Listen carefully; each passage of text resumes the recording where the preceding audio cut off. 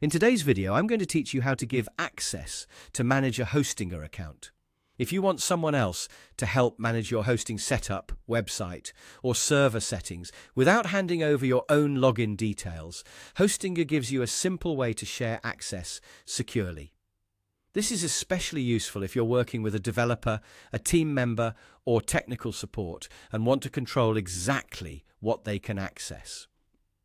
To begin, open your Hostinger account and make sure you're logged in to the correct dashboard. Once you're inside, look for your profile area, which is usually located in the top part of the screen. Click your profile to open the account menu. From that menu, select Account Sharing. This is the section where you can manage access for other people and decide who is allowed to work inside your account.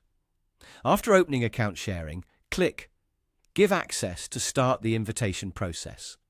You may see another confirmation button that also says Give Access.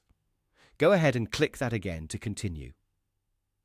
Hostinger may ask for confirmation before moving to the next step, so just follow the prompts on screen. Next, enter the email address of the person you want to invite.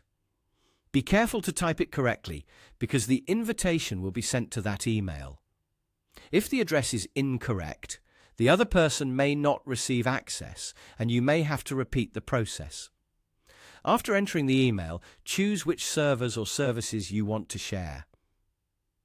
This part is important because it lets you limit access only to the specific areas the other person needs.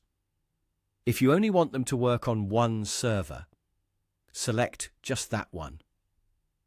If they need access to more than one, choose the appropriate options carefully.